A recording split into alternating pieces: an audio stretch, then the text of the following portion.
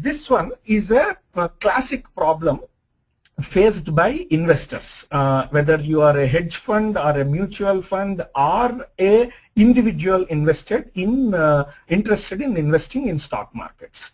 Let us say you are looking at three different kinds of stocks. The names of the stocks are green, red, and white.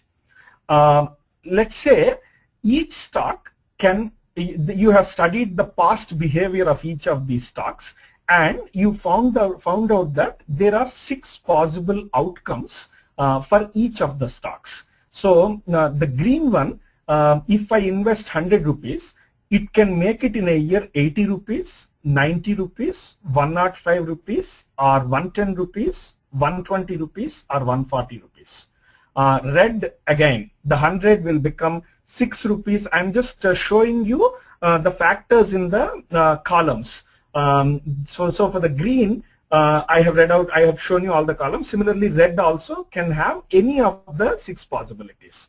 Similarly, white also can have any of the 6 possibilities. Let us say, for simplifying purposes, you identified from the past data that there is an equal chance that any of them can happen. So in a given year, the outcome could be 1, which means green will reduce. If you invested 100 rupees in green, it would become 80. If you invested in red, it would become 6 rupees. If you invested in white, it would become 9 rupees. If the outcome is 2, then accordingly the values will change. There is an equal probability that the outcome could be 1, 2, 3, 4, 5, or 6. There is an absolutely equal probability. There's no bias there. But when that outcome happens, we know exactly what would be the give outs or payoff from green, red, and white investments. The question is, knowing all this, in what stock should I invest? I will not be asking for a hand count in this webinar, but typically whenever I ask in any in-person webinars, normally around 50% of the people or 60% of the people will choose green. There is a definite 30% of the people that are risk prone, they are aggressive, they say they will go for red, and a small percentage do want to go for white. I don't know why, because white is almost, it's boring.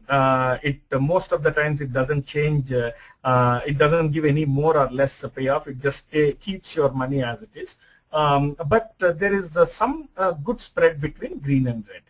I want to actually work out this problem using a technique called Monte Carlo technique, we don't worry about what the technique is. It's a very simple code that I want, analysis that I'm doing. Just walk with me. It's fairly simple.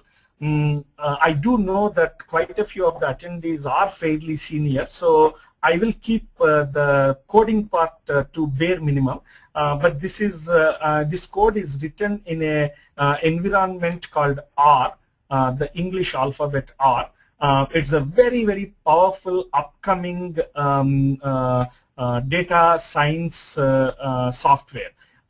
It's very simple also. Here what I'm trying to do is I will create, I will say, hey, let me randomly do these experiments. Let us say I am interested in which is the best choice if I want to invest for 20 years. I'm interested in a long-term investment. So I'll say, hey, there are 3 options you have given me, green, red, and white. What is the best choice for me to apply if I have a if I want to keep the money for 20 years? What I do is I will conduct one experiment. You can think of it as random outcomes. I'll say, okay, randomly let the outcomes be decided and see which at the end of 20 years which one has more or less.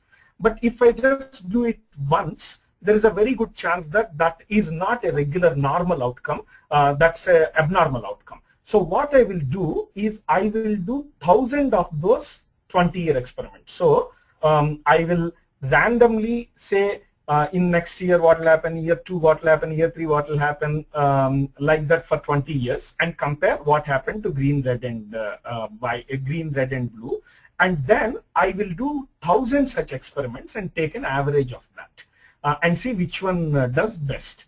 Here I will just run the code. Those of you who are interested in the code, I can share it with you, but it's not very important to follow this webinar. Let me just run the code here. Essentially, you can see that in the code, I am doing 1,000 experiments here. In each experiment, I am running for 20 years. And I'm randomly picking any outcome between 1 to 6. As I said, there is an equal probability. I'm randomly picking, and I'm seeing how much will green give, how much will red give, and how much will blue give. And I am storing them.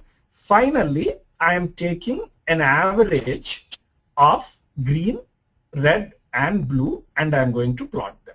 So that's essentially the experiment that I've seen. What it tells me is that on average, if I invested 1,000 rupees, green gives me 2,992 rupees, and red, it looks like a good choice at this point. When you look at it, you know, there are only 2 occasions where it is very, very low, but most of the times it's giving 3 times my returns.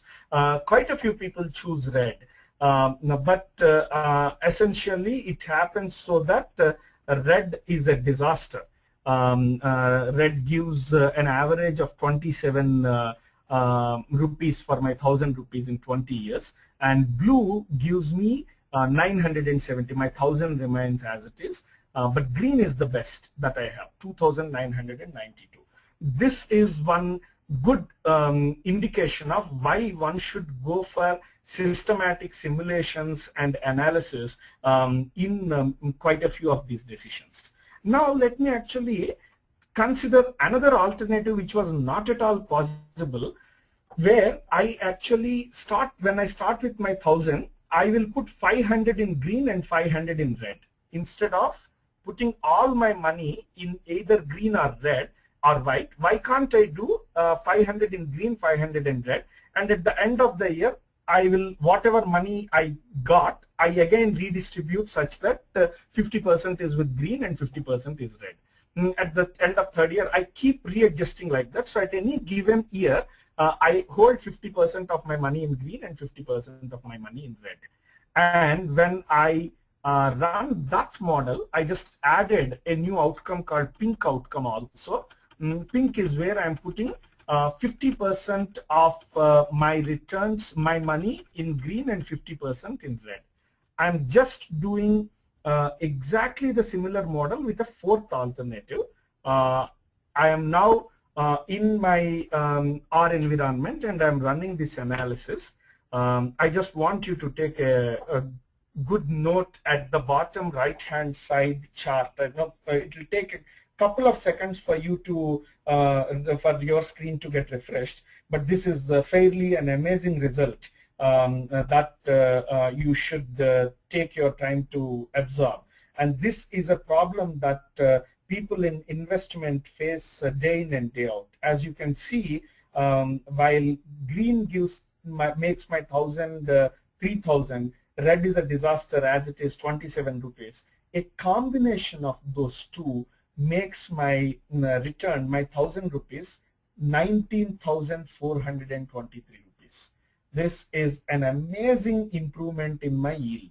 And you know, I blindly took 50 green and 50 red. Maybe 60 green and 40 red would have been even better. There is a more systematic way of solving the problem, but that's not my intention. My intention is not to show a quadratic programming to solve this problem systematically. My intention is to indicate to you the power of analytics. In a simple day-to-day example like this, the decision with analytics can enhance the returns by probably 600%. And this is not an abnormal result. By suitably adjusting, one can get phenomenally interesting phenomenal improvements in returns or lowering of risks.